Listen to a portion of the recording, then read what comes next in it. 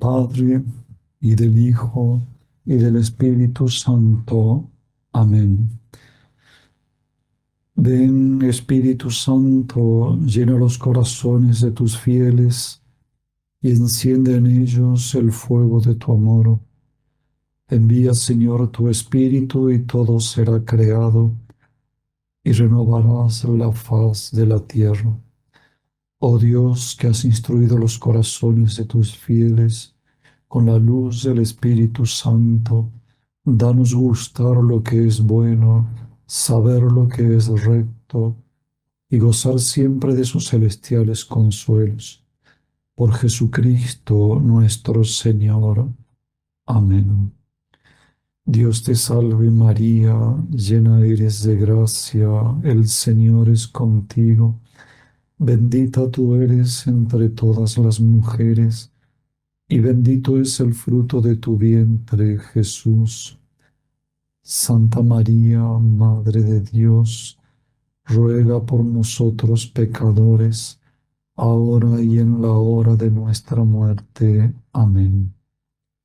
Gloria al Padre, y al Hijo, y al Espíritu Santo, como era en el principio, ahora y siempre, por los siglos de los siglos. Amén.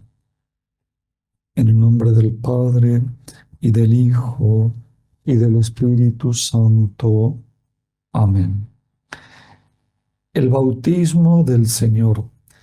En esta meditación vamos a reflexionar y contemplar el bautismo de nuestro Señor Jesucristo en el río Jordán. La fuente de este hecho, de esta meditación, de esta contemplación es propiamente la Sagrada Escritura. Todos los evangelistas lo refieren. Mateo, Marcos y Lucas detallan el hecho del bautismo. San Juan va a referir a través de las palabras del Bautista: cuando vino a mí, ya el Señor me había revelado aquel sobre el que veas descender el Espíritu Santo. No relata el hecho puntual, sino a través de las palabras del Bautista a los discípulos, ante los cuales después también señalará como el Cordero de Dios, y ellos lo seguirán. Ahora, para esta meditación, para toda meditación, debemos tener en cuenta en primer lugar el hecho, el dato revelado, la verdad de fe que hemos de contemplar. Somos conscientes de que si en algo no fuese verdadero, en algo fuese una fantasía, una suposición, no sería una verdadera contemplación, sino un recordatorio de nuestra imagen, de nuestra imaginación, de nuestra fantasía.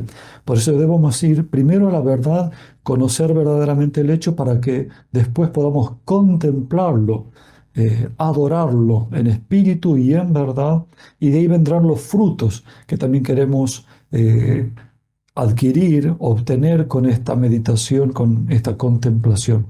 En primer lugar, tomemos en cuenta la realidad. El Verbo eterno encarnado es el que se hace hombre y va a comenzar su vida pública. Dios altísimo e infinito, la palabra eterna de Dios, el Verbo encarnado, es el que, humillándose a sí mismo, abajándose, va a recibir las aguas del bautismo como revelación para nosotros. Bien sabemos que Él no necesita el bautismo, es la santidad infinita, no necesita corregir ningún pecado, ni mortal ni venial, no necesita corregir ninguna duda, ninguna dilación, ningún entorpecimiento de la vida espiritual. Es absolutamente santísimo, divino, el Verbo eterno, y en su naturaleza humana también. En él reside la plenitud de la divinidad. Todo su ser divino se hizo semejante a nosotros, repite la Escritura, menos en el pecado.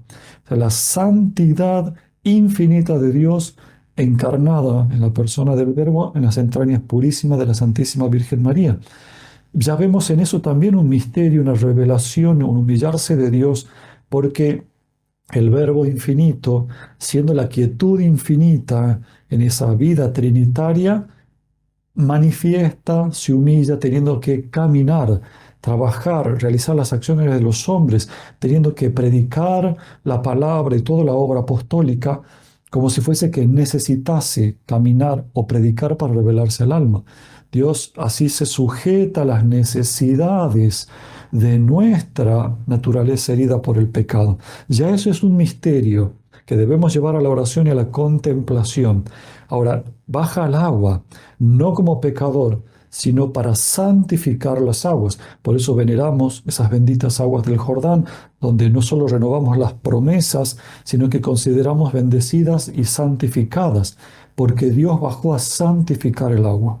Dios bajó a santificar el don del bautismo, que el que será luego por él, desde el sacramento de salvación para nosotros. Ahora, es el Verbo eterno, nuestro Señor Jesucristo, Dios y hombre verdadero. Es Él el que viene a comenzar su misión pública. El Evangelio de San Lucas referirá que tenía como 30 años. Los otros evangelistas dirán inmediatamente es llevado por el Espíritu Santo al desierto para continuar ya e iniciar su obra apostólica, la de la redención, la de la predicación del reino de Dios, del reino de los cielos.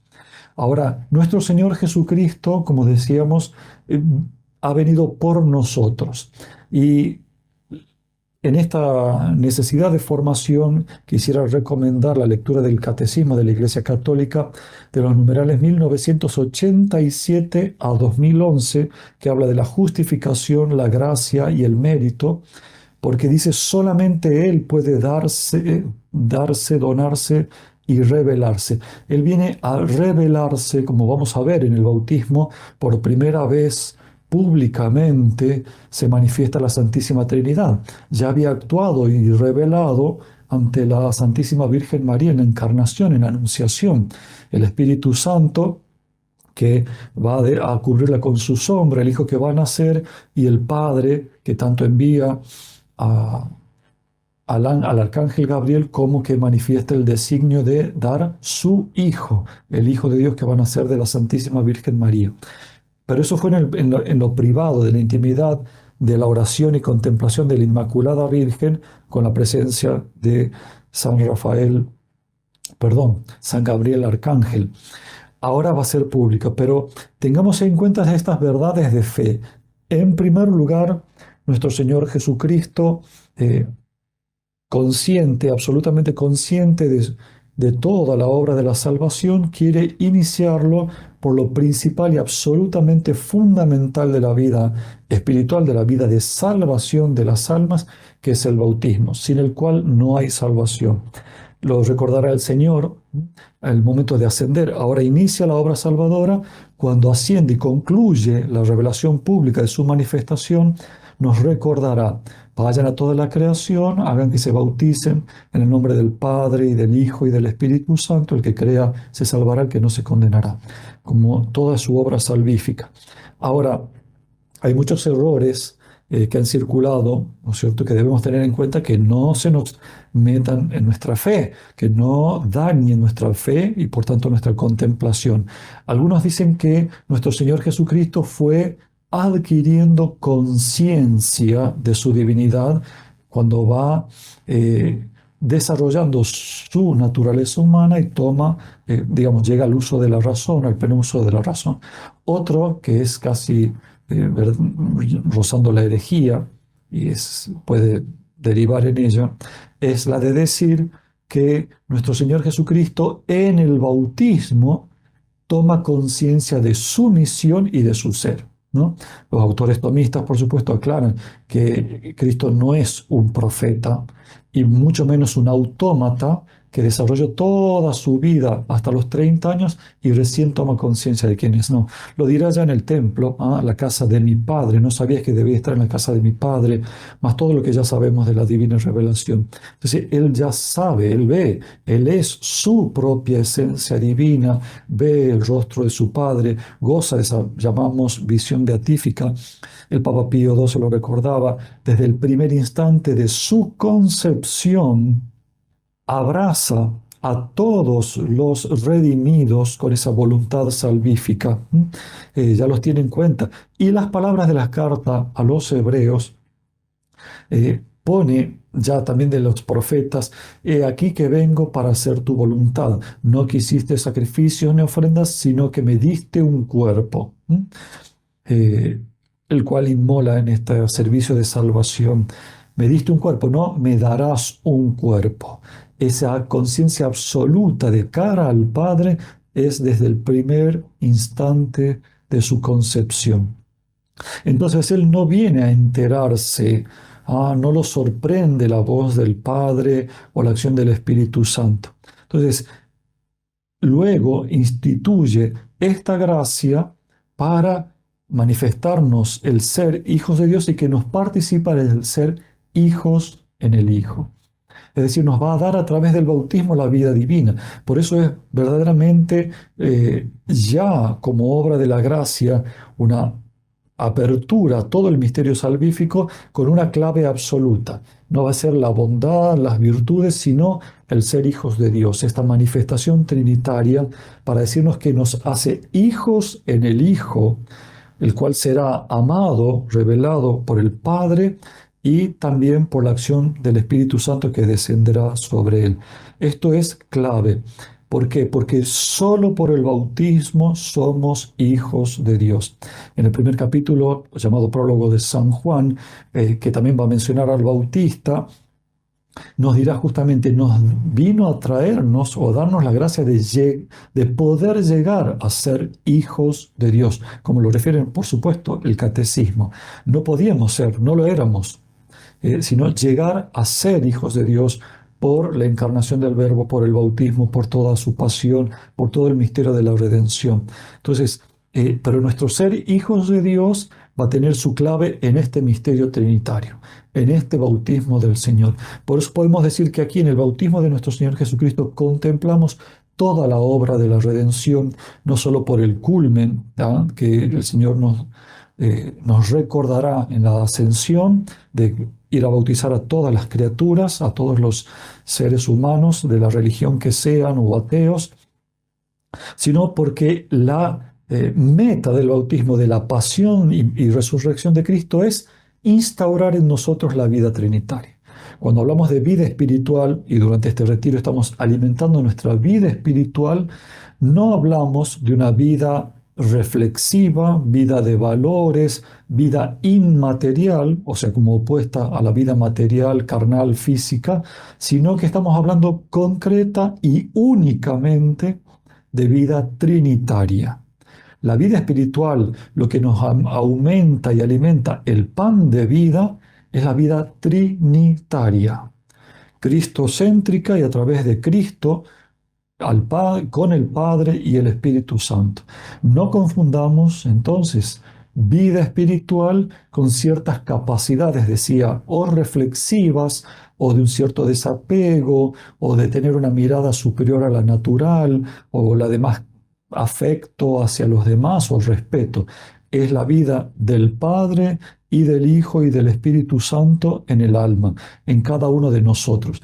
Por lo cual, o sea, si es el misterio de la gracia, San Pedro, segunda de Pedro, primer capítulo, versículos 3 al 4, dirá: por su gracia nos hace, o la gracia nos hace consortes divine nature, hacernos participantes de la naturaleza divina, de esa vida divina, como también decíamos numeral 1997, 1996, 97, 98, habla particularmente sobre la gracia. Entonces, tengamos en cuenta esto, ¿no? No reduzcamos a algo escenográfico que es solo en la vida de Cristo, que va a suceder el bautismo para Él, sino que todo es participación. Si contemplamos cualquiera de los misterios de la vida de Cristo, si nos ha permitido contemplarlo y conocerlo, es porque quiere participarlo. Ya vamos meditando cada uno en su interior: ¿qué me quiere participar? ¿Cómo acepto esta participación? ¿Cómo vivo el bautismo? ¿Verdaderamente lo vivo en la vida trinitaria? O como suele pasar, pensamos que la Santísima Trinidad es un misterio complicado, solo para almas místicas, cuando en verdad, y lo vamos a ver, estamos sumergidos en el misterio trinitario. Entonces, con estas premisas de las verdades de la fe, es que podemos sumergirnos a contemplar el misterio. San Ignacio de Loyola recomienda ese introducirse en el hecho, en el misterio, digamos, en la escena, rodeado tanto del frío, del calor, de las plantas, de la vegetación, de las personas, de las actitudes, poder sumergirnos en eso hasta el punto de sentirnos allí presente para aprender, ¿cierto?, por esta mirada interior del alma, no solo por la reflexión analítica de un texto. Sumergirnos significa, bueno, haber repasado, haber leído los evangelios sobre el bautismo del Señor. Entonces, nuestro Señor Jesucristo desciende, se hace presente al bautista.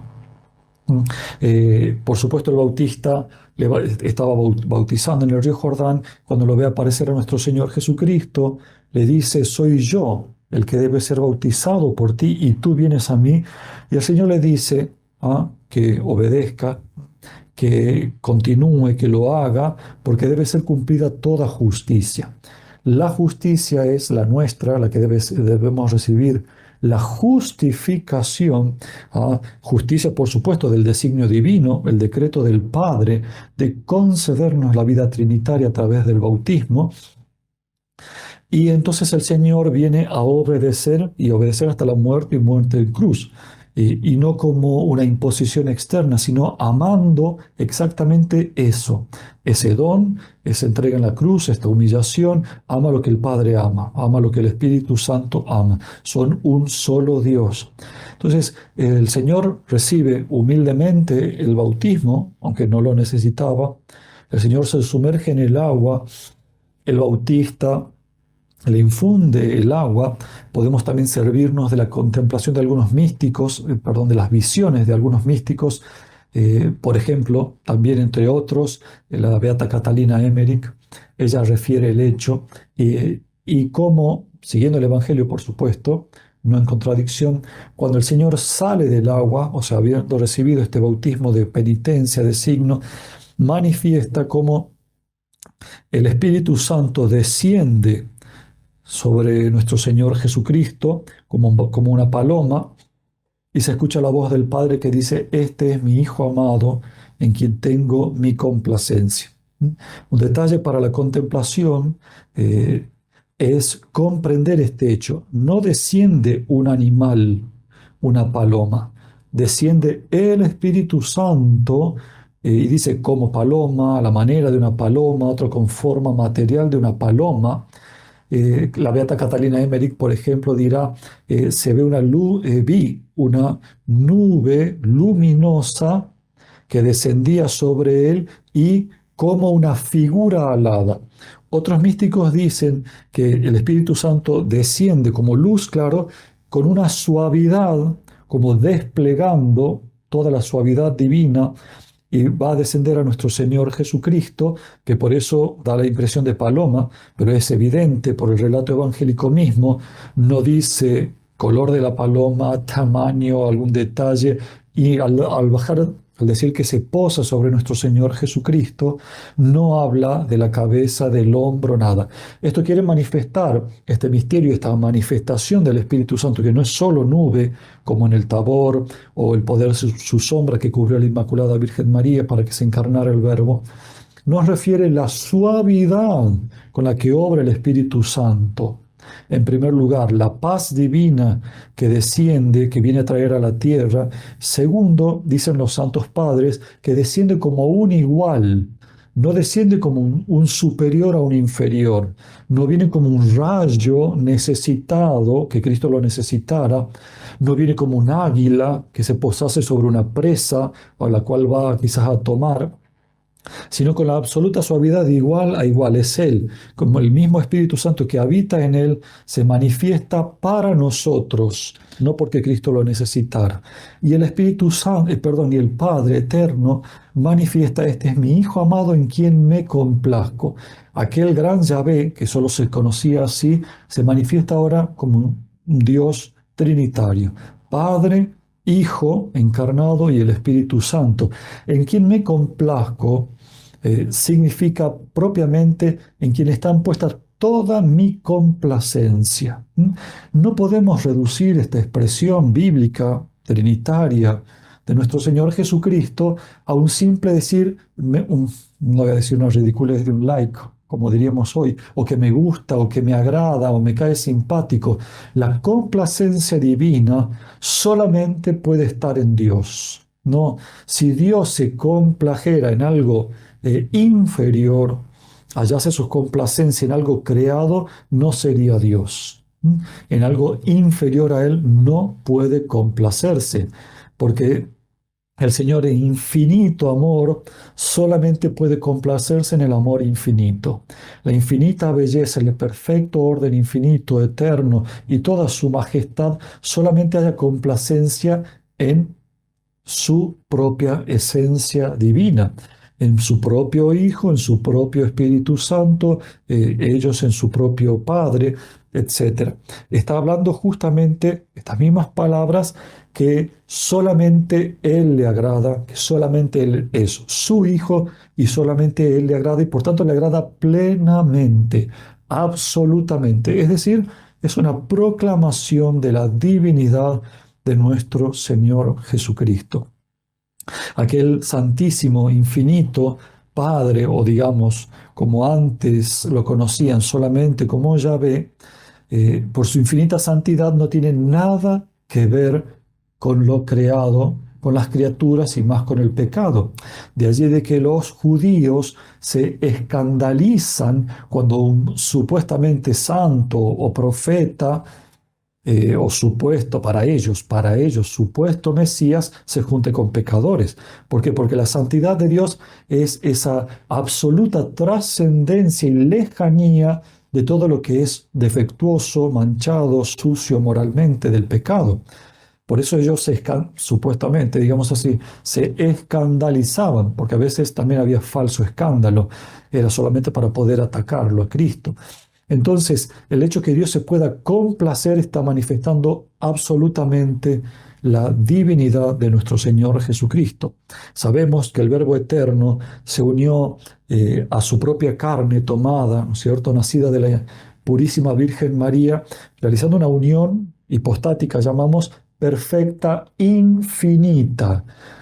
El Señor no viene a habitar en un envase, digamos así, de la naturaleza humana, sino que se une estrechísima e infinitamente a la naturaleza humana, divinizándola a tal punto que podemos, y lo hacemos, adorar su cuerpo, su sangre, su rostro, incluso sus llagas. Si no se hubiese unido infinitamente a su naturaleza humana, tomada de la Virgen María, no podríamos adorar su cuerpo. Adoraríamos solamente su divinidad.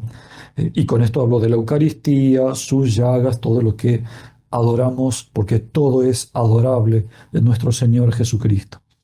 Ahora, volvamos a este hecho, que debemos llevarlo al silencio, al interior de nuestras almas, como contemplarlo allí, ver la infinita majestad de esta Trinidad, de este Espíritu Santo, o dicho paloma mística, es decir, que desciende con luz, que desciende con la suavidad, que viene a envolver como un igual a nuestro Señor Jesucristo, la voz del Padre que estremece de temor santo y de gozo, tanto el Bautista como aquellos que ya esperaban al Mesías anunciado por el Bautista, aquellos que vieron la santidad del Bautista, aquellos que tuvieron miedo a sus advertencias, porque uno de los evangelios decía que justamente estaba advirtiéndoles a los judíos y fariseos que eran razas de víboras, quien les ha enseñado a huir de la ira venidera, etc. Ver que de repente exulta de gozo el Bautista, después de este acto de humildad, de tener que él mismo bautizar al Mesías, al ungido del Señor, al Cordero, como él señalará ya al Cordero, porque ha venido para ser Cordero y morir en la cruz. Entonces, nosotros tenemos que quedarnos con este hecho. Aquí ya está, podríamos decir así, todo el misterio revelado, todo el plan salvífico, todo lo que el Señor realizará con el misterio pascual de muerte, pasión, muerte y resurrección, ascensión al cielo, está aquí. Revelarnos para donarnos su vida trinitaria. O sea, cuán inmenso es el amor de Dios que no nos ha dado una vida espiritual, digamos, como hoy se piensa, tan superficial, una especie de energía o capacidades inmateriales, reflexivas, o de aquietamiento, de relajación, de respiración, y otras cosas que vienen sobre todo de influencia oriental, budista, hinduista, ese tipo de cosas. No, eso no es vida espiritual, es su propia vida divina participada en nosotros. El que cumpla mis mandamientos me amará y será amado por mi Padre, y vendremos a Él y habitaremos en Él. Consortes divini nature, participantes de la naturaleza divina, de la vida divina propiamente. Es ese infinito amor de Dios que quiere habitar entre nosotros, el Emmanuel. Esa es la vida espiritual. La vida espiritual es Cristo y por Él el Padre y el Espíritu Santo. Dirá San Pablo, para mí la vida es Cristo. Por eso pensemos, ¿cuál es nuestra vida espiritual? A veces nos ofuscamos en un defecto, en una lucha, o pensamos que nuestra santidad es rezar mucho, mortificarse mucho, o hacer mucho apostolado. No, no, no. La vida espiritual es Cristo, es mi amor a Jesucristo, es vivir esta vida trinitaria, es sumergirme en el amor de la Santísima Trinidad. No podemos olvidar, descuidar o dejar a un costado de nuestra vida interior la vida trinitaria. Todo, de hecho, lo hacemos. Por eso, los frutos de esta meditación, de comprender el amor infinito que Dios nos tiene y que nos quiere participar, es sumergirnos cada vez más en la vida trinitaria, que significa también actos propios de amor al Padre y al Espíritu Santo. Algunas personas parece hasta que le rezan el Padre Nuestro a nuestro Señor Jesucristo. Bueno, por falta de formación, por supuesto. Es decir, nosotros tenemos que comprender que verdaderamente somos templos de la Santísima Trinidad. ¿Qué se desprende de esta meditación? En primer lugar, absolutamente, si bien vamos a ir al lado positivo de esa contemplación, en primer lugar, un odio incontenible al pecado. Incontenible al pecado, no a los pecadores o a nosotros como pecadores. Odio al pecado. El pecado se llama mortal, cuando es mortal, por supuesto, justamente porque mata mi alma al expulsar a la Santísima Trinidad de mi alma. La peor desgracia que un ser, que un bautizado puede cometer es pecar. Por eso los santos nos dirán, como Santo Domingo Sabio, morir antes que pecar. Y muchas madres de fe, que hoy hay muy poca fe lamentablemente entre los católicos, como nuestro Señor dice, cuando el Hijo del Hombre venga, encontrará fe sobre la tierra. Antes era muy frecuente escuchar a una madre decir, prefiero ver a mi hijo muerto que en pecado mortal. Hoy parece que somos más astutos que las personas que tenían fe y decimos, no, total, mi hijo se puede confesar después, etcétera. Podemos abusar de la misericordia divina. Sin embargo, tenemos grandes ejemplos de los santos. La misma imagen de San Expedito. El demonio le decía mañana, convertite mañana o sé mártir mañana. Y él dice, hoy, yo no voy a abusar de la misericordia divina. El hecho de que Dios sea bueno me hace amarlo más y odiar el ofenderlo y no posponer la confesión y no posponer mi conversión para mañana porque Él sea bueno. Esa falsa acusación del demonio que te dice, no tengas miedo, que Dios es tan malo que te va a hacer morir esta noche para que muras en pecado mortal. No, no, eso es una mirada carnal que mira la comodidad del alma, no al amor de Dios, al aborrecimiento del pecado. Entonces, el pecado es lo que el Señor viene a destruir, a pagar con su pasión, a liberarnos de la muerte del pecado que destruye la vida trinitaria. Por eso, si hay algo que más odie el demonio, es la gracia, la vida de la gracia, la oración, que ya es una gracia y que nos acerca a la vida de la gracia. Si estamos en pecado, para obtener, ¿no es cierto?, la gracia de la conversión, y si ya estamos en estado de gracia, ya estamos en comunión por la gracia santificante, con la Santísima Trinidad, esa oración es relación con la Trinidad, es unión con la Trinidad. Por eso, el demonio puede darnos riqueza, bienestar, cierto grado de salud en cuanto a retraer los síntomas de alguna enfermedad, porque no es dueño de la vida. Puede darnos fama, éxito, mucho éxito, mientras nos tenga en pecado mortal o nos esté llevando al pecado mortal. O sea, lo que destruye la vida espiritual y nos lleva a la condenación eterna, la que desprecie esta vida trinitaria, es el pecado mortal. Por eso, verdaderamente, si queremos vivir, ser templos del Espíritu Santo, dicen los santos, no podemos ser templos del pecado, ni uno solo, porque si es mortal, ya ha despreciado voluntaria y decididamente la vida trinitaria, la vida bautismal en nosotros. En segundo lugar, como fruto de esta meditación, de este sumergirnos en ese infinito amor de Dios, es vivir en la Trinidad. La Iglesia Católica ya lo ha realizado, no es un invento nuestro ni es un propósito de esta meditación, pero no tomamos conciencia, no lo gozamos, no hacemos que esto se infunda en nuestra vida. Por tanto, todo lo que hacemos, la oración, a veces el trabajo, todo lo que hacemos, lo hacemos en nombre de la Trinidad y parece que no nos damos cuenta. O terminado, nos olvidamos. Por eso es fundamental que, aunque sea una vez al día, con mucha tranquilidad, mucha quietud, con mucha paz interior, hagamos la señal de la cruz con toda conciencia y muy lentamente. Es decir, ser consciente que estoy haciendo esto, lo voy a hacer con decidida voluntad de hacerlo en el nombre del Padre y del Hijo, y pensar en el Hijo, contemplar al Padre, contemplar al Hijo y del Espíritu Santo. Es decir, esto lo quiero hacer con Dios Padre. Lo quiero hacer en el Hijo.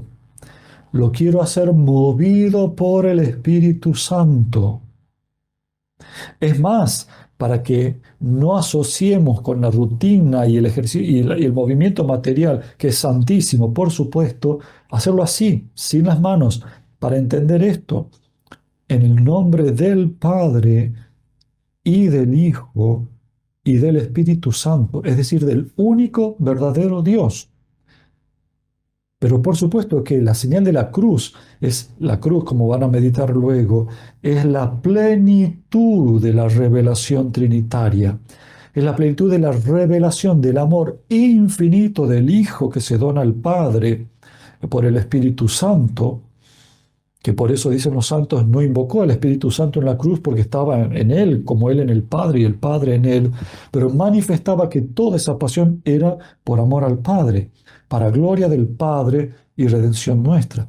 Ahora, es fundamental que tengamos conciencia, todo lo hacemos en el nombre de la Santísima Trinidad, porque es la vida que tenemos dentro de la gracia. Tenemos dentro nuestro por la gracia. Por eso no descuidemos esta realidad, no lo tomemos como decía al principio, como algo místico, no solamente en en la cuarta morada se empieza a comprender y solamente se le alcanza en la sexta o séptima morada del castillo interior de Santa Teresa.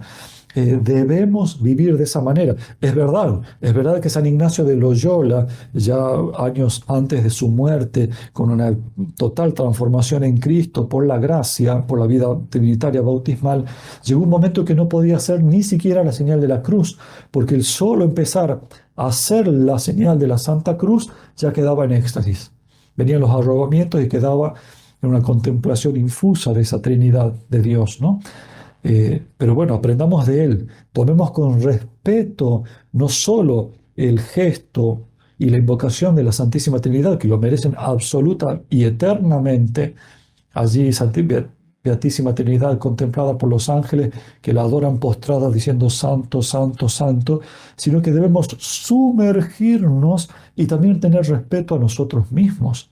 Somos templos del Espíritu Santo y de la Trinidad Santísima. No tenemos que mendigarle nada a este mundo. No tenemos que mendigarle nada al dinero, a la ropa, a las marcas, a las modas. No tenemos que vivir para el físico, para nada de este mundo. Hablando sobre la filiación divina, hay una anécdota no recuerdo bien el libro que le había leído, una reina o asume una reina que maltrataba, o rey, no importa, maltrataba a los súbditos, perdón, era la princesa, perdón, era la princesa. Y cuando en un momento no le obedecen porque ya los torturaba y era injusto en sus demandas, esta princesa le dice, ¿pero que acaso ustedes no saben que yo soy la hija del rey? Como diciendo, puedo todo contra ustedes, ahí merezco todo de ustedes. Y este súbdito que era bautizado le dice, ¿acaso usted no sabe que yo soy hijo de Dios? O sea, y me merezco todo el respeto, por supuesto, y todo lo que consideraba también injusticia, ¿no? Era un reino cristiano, una anécdota real. Eh, ¿Somos realmente conscientes de esa realidad? Si nosotros tomásemos conciencia, contemplando el bautismo del Señor, de que nos ha venido a participar su propia vida trinitaria, esa sola contemplación nos elevaría. Primero, una confianza infinita e ilimitada. Despojémonos de esa visión superficial, barata, mundana del cielo como un lugar de gozo solamente, como si fuese que estamos en una nube sentados escuchando música angélica. En uno no, estamos inmersos en el gozo infinito del amor infinito de la vida trinitaria. Esa donación trinitaria del Padre que se dona totalmente al Hijo por el amor del Espíritu Santo, el Hijo que se entrega y se dona totalmente al Padre con todo su ser infinito, aunque es la misma infinitud del Padre y del Espíritu Santo, el Espíritu Santo que une al Padre y al Hijo con el Padre, como olvidándose y donándose totalmente Él para esta unión de amor, etcétera. Eso es, esa donación de amor, esa vida trinitaria de amor, es lo que se nos va a dar a nosotros y lo que va a originar el gozo infinito, la luz infinita, esa alegría perpetua, esa comunión de los santos por esa vida trinitaria. Bueno, no es el tema propiamente de la bienaventuranza eterna, pero todo eso está ahora donado y revelado, perdón, revelado en primer lugar en el bautismo del Señor, aun cuando nuestro Señor comenzará su vida pública en toda la humillación de la sencillez humana, volverá a caminar, a padecer hambre, frío, sed en el desierto y todas las humillaciones a las que se va a sujetar. También esa vida plenitud, esa vida trinitaria que ya estaba en María, fue oculta y perfectísima, como ninguna otra criatura ni toda la iglesia junta alcanzará, la desarrolló y la vivió en plenitud en Nazaret, en la vida oculta, limpiando, cocinando, cociendo, en la vida, por supuesto, con San José y con el Verbo eterno encarnado, nuestro Señor Jesucristo, creciendo, viviendo su adolescencia y demás. Por eso, recordemos esto, digo, el verdadero fruto va a ser una confianza infinita en el amor que Dios nos tiene porque quiere darnos esta vida trinitaria suya propia, el gozo, la dignidad, la elevación, se seguirán muchísimos frutos. Pidamos entonces que el Espíritu Santo nos revele, así como ha descendido sobre nuestro Señor Jesucristo en el bautismo, nos revele este dulcísimo misterio que vamos a contemplar en este retiro, en los misterios luminosos, en la fiesta del bautismo del Señor y permanentemente por nuestra vida bautismal. Allí comienza todo, allí está todo el amor de Dios revelado que nos será donado totalmente con el misterio pascual y en la plenitud de la vida celestial. Pongamos entonces propósitos muy concretos, el Señor les inspirará a cada uno de ustedes, propósitos muy concretos para ser conscientes de la vida trinitaria, para honrar a la Santísima Trinidad, para vivir como templos del Espíritu Santo y que no puede haber un deseo mayor que esa vida trinitaria, que no se nos metan, no se nos mezclen ideas confusas sobre la vida espiritual, sino todo lo que sea para creer, amar y esperar más al Padre, al Hijo y al Espíritu Santo. Concluyamos con una oración. En el nombre del Padre y del Hijo y del Espíritu Santo. Amén. Te damos gracias, Señor, por los buenos propósitos, afectos e inspiraciones que nos has comunicado en este tiempo de reflexión, te pedimos tu ayuda para ponerlos por obra. Por Jesucristo nuestro Señor. Amén. En el nombre del Padre, y del Hijo, y del Espíritu Santo. Amén.